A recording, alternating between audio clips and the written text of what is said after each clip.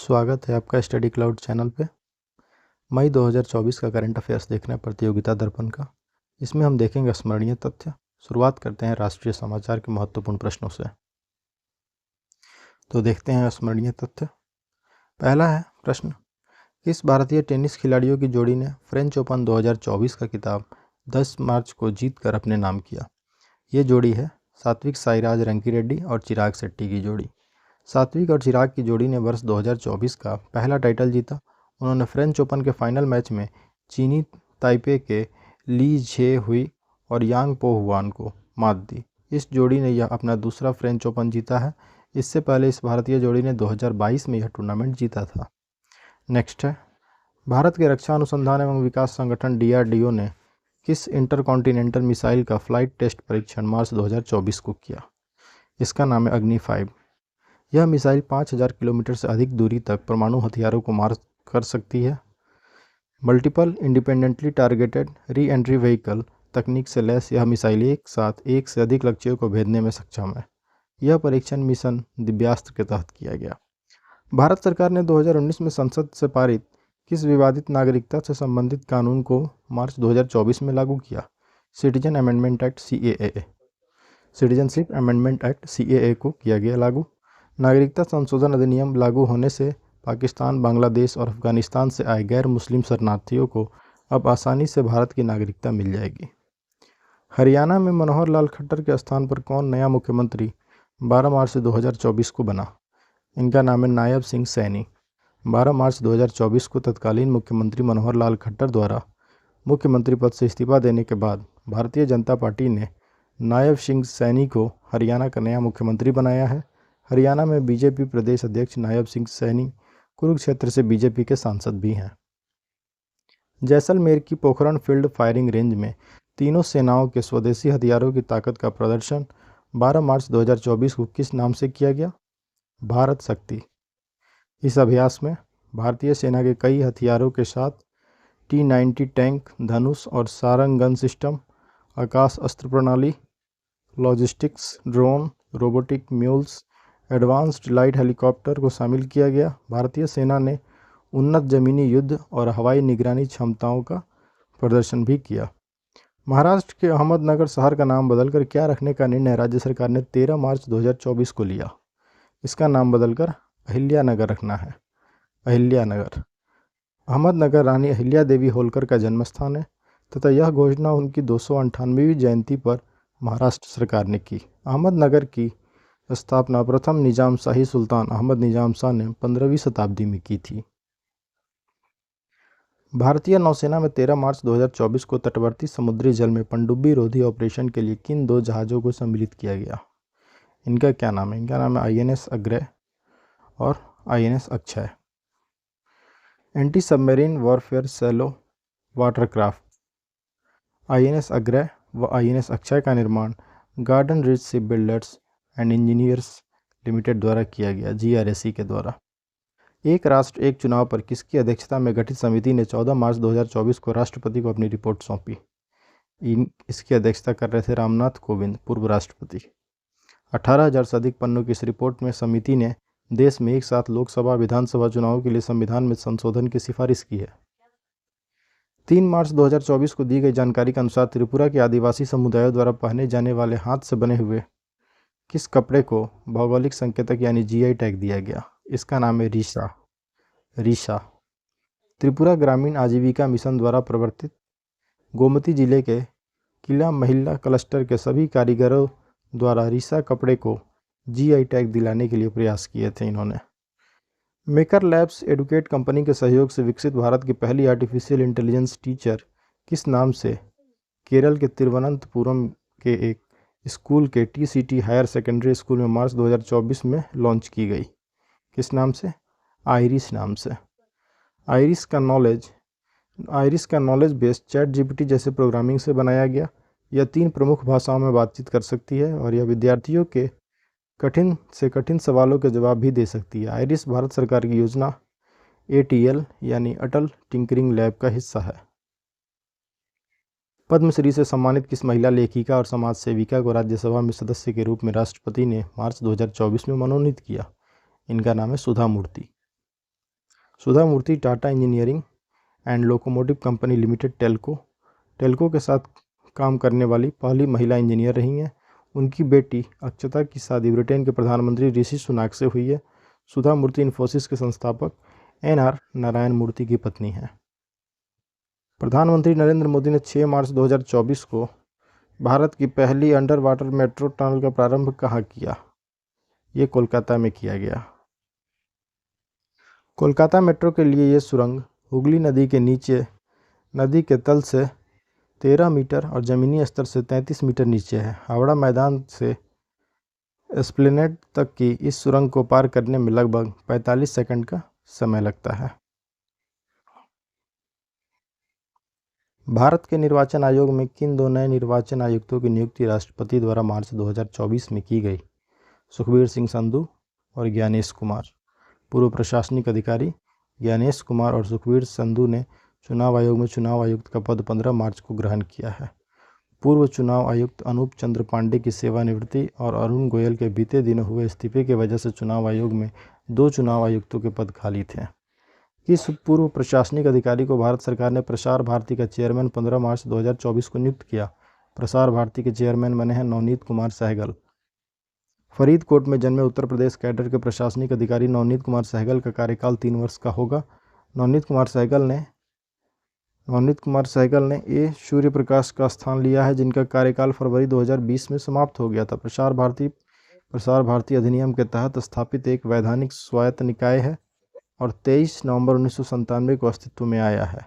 यह देश का लोक सेवा प्रसारक है। किस क्रिकेट टीम ने भारत के घरेलू क्रिकेट की प्रतिष्ठित रणजी ट्रॉफी 2023-24 मार्च 2024 में रिकॉर्ड 42वीं बार जीती? यह है मुंबई ने जीता रणजी ट्रॉफी। मुंबई में वानखेड़े स्टेडियम में खेले गए फाइनल मैच में अजिंक्य रहाणे की कप्तानी में मुंबई ने विदर्भ को 169 रन से हराकर 42वीं बार रणजी ट्रॉफी खिताब अपने नाम किया। प्लेयर ऑफ द टूर्नामेंट का अवार्ड मुंबई टीम के तनुष कोटियान को मिला। अब देखते हैं अंतर्राष्ट्रीय समाचार। महिला न्यायाधीशों के विश्व में योगदान को मान्यता देने के लिए अंतर्राष्ट्रीय महिला न्यायाधीश दिवस किस दिन आयोजित किया जाता है? अंतर्राष्ट्रीय महिला न्यायाधीश दिवस 10 मार्च को मनाया जाता है। संयुक्त राष्ट्र जनरल असेंबली ने 26 अप्रैल 2021 को सर्वसम्मति से अपनाए गए एक प्रस्ताव द्वारा 10 मार्च को अंतर्राष्ट्रीय महिला न्यायाधीश दिवस मनाने की घोषणा की। विश्व स्तर पर पहली बार यह दिन 10 मार्च 2022 को मनाया गया। 9 मार्च 2024 को मुंबई में आयोजित मिस वर्ल्ड 2024 प्रतियोगिता में चेक रिपब्लिक की किस सुंदरी को विजेता घोषित किया गया? इनका नाम है क्रिस्टीना पिस्कोवा। भारत में 28 वर्ष बाद आयोजित इस प्रतियोगिता में Miss Lebanon Yasmina Zaytoun runner up रहीं। भारत का प्रतिनिधित्व Femina Miss India World 2022 Sini Shetty ने किया, लेकिन यह विजेताओं के स्थान नहीं बना पाई। उत्तरी यूरोप के स्कैंडिनेवियन प्रायद्वीप में स्थित किस नॉर्डिक देश को 7 मार्च 2024 को नॉर्थ अटलांटिक ट्रीटी ऑर्गेनाइजेशन में यानी नाटो में 32वें राष्ट्र के रूप में सम्मिलित किया गया? यह है 32वां स्वीडन के झंडे को नाटो के ब्रुसेल्स बेल्जियम में स्थित मुख्यालय में 11 मार्च 2024 को समारोहपूर्वक अन्य देशों के झंडों के साथ फहराया गया। 5 मार्च 2024 को किस देश में गर्भपात कराने को संवैधानिक अधिकार बना दिया गया तथा संविधान में यह अधिकार जोड़ने वाला यह दुनिया का पहला देश बना है? फ्रांसीसी संसद ने एक विधेयक पारित करके महिलाओं को गर्भपात कराने का संवैधानिक अधिकार प्रदान किया। यहाँ गर्भपात 1974 से एक कानूनी अधिकार है। विश्व की किस पहली यात्री विमानन कंपनी ने पहली आर्टिफिशियल इंटेलिजेंस एयर होस्टेस को समा 2.0 नाम से मार्च 2024 में प्रस्तुत किया? कतर एयरवेज ने केबिन क्रू समा 2.0, जिसका अरेबिक भाषा में अर्थ आकाश होता है, इसका निर्माण artificial intelligence digital human technology company unique के साथ मिलकर किया। अंतर्राष्ट्रीय युवा विश्व सम्मेलन वर्ल्ड फेस्टिवल ऑफ यूथ 29 फरवरी से 7 मार्च 2024 तक कहाँ आयोजित किया गया, जिसमें भारतीय युवाओं ने भी भाग लिया? इसका आयोजन हुआ सिरियूस, रूस में, रसिया में आयोजित हुआ। विश्व युवा सम्मेलन का आयोजन world federation of democratic youth और इंटरनेशनल यूनियन ऑफ स्टूडेंट्स ने किया, जिसमें 190 देशों के सभी क्षेत्रों के लगभग 20,000 युवकों ने भाग लिया। रूस, ईरान और चीन का संयुक्त नौसैनिक युद्धाभ्यास किस नाम से अमन की खाड़ी और अरब सागर में मार्च 2024 में संपन्न हुआ? Maritime exercise. इसका क्या नाम था? इसका नाम था मैरीटाइम सिक्योरिटी बेल्ट 2024। समुद्री आर्थिक सुरक्षा से संबंधित इस युद्धाभ्यास में Bharat, Pakistan, Kazakhstan, Azerbaijan, Oman और साउथ अफ्रीका के प्रतिनिधियों ने पर्यवेक्षक के रूप में भाग लिया।